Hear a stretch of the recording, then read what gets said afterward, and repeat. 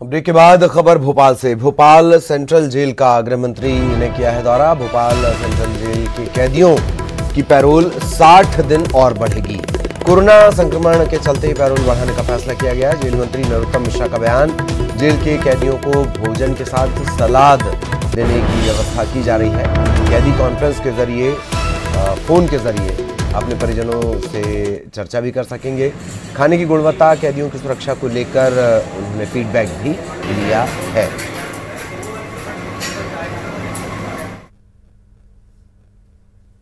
इसके बाद हमने आज कुछ बातें तय की। डीजी साहब के साथ जब बैठक में बैठे थे तो हम लोगों ने तय किया है कि अभी कोरोना का संक्रमण समाप्त नहीं हुआ है, और संक्रमण समाप्त नहीं हुआ है तो बाहर से कैदी कोई संक्रमित अंदर ना आ जाए, नहीं तो सामुदायिक संक्रमण और हो जाए। तो ऐसा तय किया है कि अब 60 दिन मतलब 2 महीने और इनकी जो पैरोल बाहर 4000 लोग हैं उनकी बढ़ा देंगे।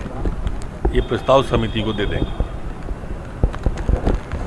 दूसरा, हमारे जो कैदी भाइयों का भोजन है, मैंने भी चखा उसे, उसमें सलाद की कमी प्रतीत हुई, महसूस हुई। और मध्य प्रदेश की सभी जेलों में अब सलाद की व्यवस्था भी साथ में रहेगी, जिससे हमारा इम्यून सिस्टम, हम काढ़ा तो देते ही हैं, पर इम्यून सिस्टम मजबूत हो, रोग रोधक शक्ति हमारी बढ़े।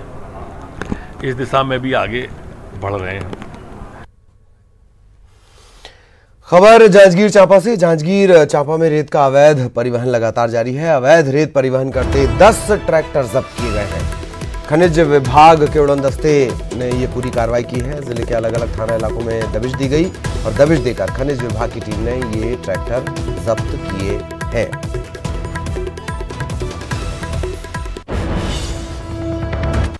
और खबर रायपुर से। आरटीई से निजी स्कूलों में प्रवेश की पहली लॉटरी निकल गई है। 14 जिलों के 2190 निजी स्कूलों में प्रवेश के लिए लॉटरी निकाली गई है। 18,488 बच्चे स्कूलों में दाखिले के लिए चयनित हो गए हैं। चयनित बच्चों के अभिभावकों को एसएमएस के जरिए सूचना दी गई है। कुल 27,894 आवेदन मिले थे।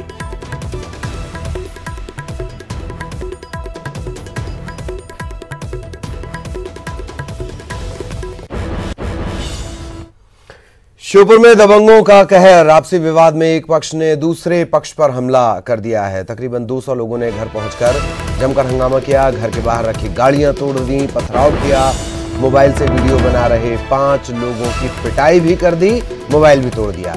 विजयपुर नगर के इमली चौराहे की पूरी घटना है। पुलिस थाने से आधा किलोमीटर दूरी पर यह पूरी घटना सामने आई है। दबंगों के जाने के बाद विजयपुर पुलिस भी यहां पर पहुंची है।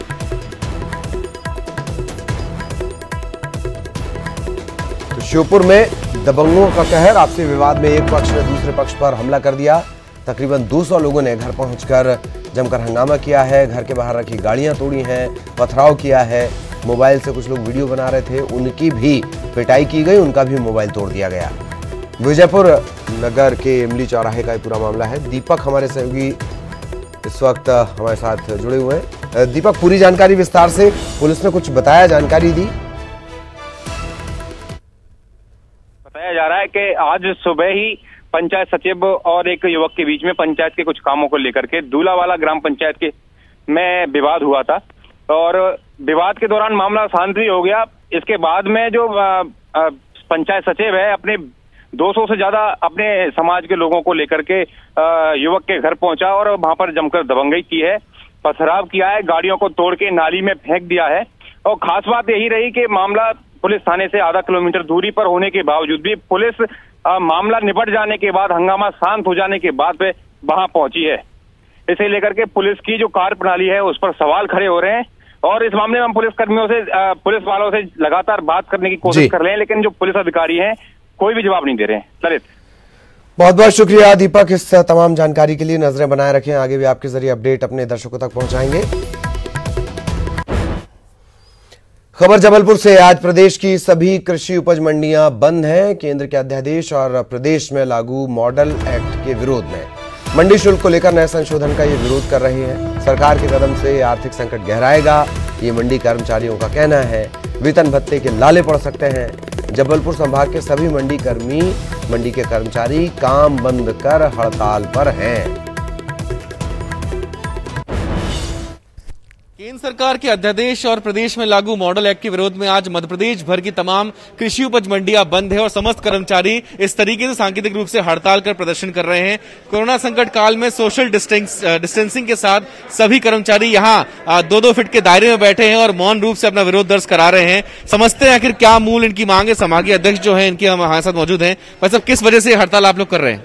सबसे पहले तो यहाँ पधारे सभी मीडिया और आपके चैनल को बहुत बहुत धन्यवाद देना चाहता हूँ, और उन किसान भाइयों, व्यापारी भाइयों जिनको आज के दिन हम कर्मचारियों से असुविधा हो रही है, उनसे हम बहुत क्षमा चाहते हैं, क्योंकि 1971 से लगातार मंडियां 24 घंटे चालू रहती थी, कभी बंद नहीं हुई। तो आज बंद करने पर भी हमको भी दुख है, लेकिन परिस्थिति ये है कि हम कर्मचारियों का वेतन, भत्ता, पेंशन का कोई भी निराकरण उन दोनों अधिनियमों में कोई निश्चित क्लॉज नहीं समझ में आ रहा है।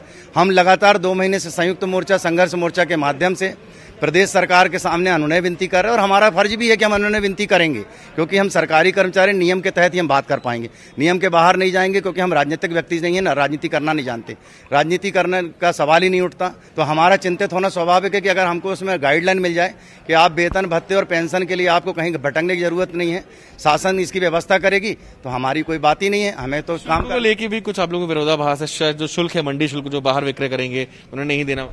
जी नहीं, वो शासन की मंशा है, शासन अंदर बिकवाए बाहर बिकवाए, उससे हमें कोई दिक्कत नहीं। हम तो कर्मचारी हैं, हमें जैसे निर्देश प्राप्त होंगे वो हम करेंगे।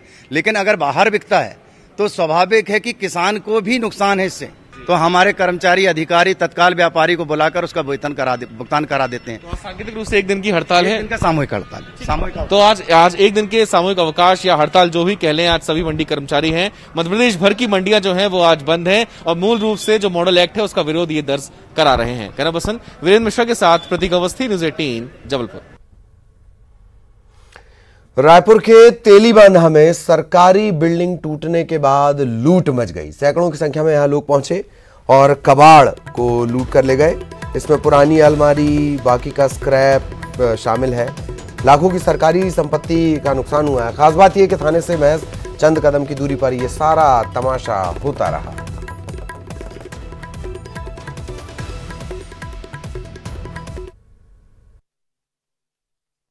राजधानी में सरकारी बिल्डिंग टूटने के बाद कबाड़ियों की मौज हो गई है। रायपुर के तेलीबांधा में हम इस वक्त मौजूद हैं और यहाँ पर आप देखिए कि किस तरह से लूट मची है। सरकारी ये पूरी बिल्डिंग थी, नए निर्माण को लेकर के ये पूरी बिल्डिंग तोड़ी गई और उसके बाद जो भी अवशेष बचे हुए थे, यहाँ की अलमारी, यहाँ के जितने भी सामान हैं, वो लोग चोरी करके लेकर के जा रहे हैं। लेकिन किसने इन लोगों को अनुमति दी, इसकी कोई जानकारी नहीं है। करीब 100 लोग आपको यहाँ पर दिखेंगे, ज्यादा ही होगी संख्या, लेकिन आप देख सकते हैं कि किस तरह से सामान जो है वो अपने घर लेकर के जा रहे हैं। तो ये पूरी सरकारी संपत्ति यहाँ पर थी, जिसकी देख रेख के अभाव में आप देख सकते हैं कि इस तरह की स्थिति मची है, लूट मची है एक तरह से।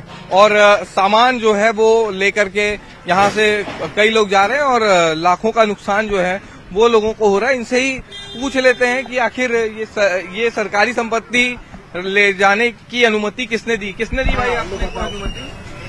उनसे बात करो। ले जाने के लिए मतलब सब ले जा रहे हैं, तो अपन भी ले जा रहे हैं। हाँ, उठ गया भैया, सब ले जा रहे हैं, तो ले जा रहे हैं। क्या करोगे? बिक्री करेंगे, कबाड़ी दुकान में, 2 पैसा कमाएंगे। देखिए, ये सरकारी संपत्ति है जिसमें आप देख सकते हैं कि सभी लोग यहाँ पर जो लोहा और ये देख रेख के अभाव की वजह से सब कुछ चोरी हो रहा है और बड़ी तादाद में यहाँ पर आपको लोग दिखेंगे जो कि ये सारी चीजें, शेड और जो तमाम तरह की चीजें पहले यहाँ पर रखी हुई थी, उन सभी सामानों को चोरी करके लेके जा रहे हैं। अब ये देखना होगा कि थाने के सामने जब इस तरह की स्थिति है और सरकारी बिल्डिंग की अगर तोड़फोड़ होती है तो उसके बाद की देखरेख कौन करेगा, क्योंकि जिम्मेदार जो हैं उनको ये दिखाई नहीं दे रहा। कैमरा पर्सन रोहित श्रीवास्तव के साथ देवव्रत भगत, न्यूज़ 18 रायपुर।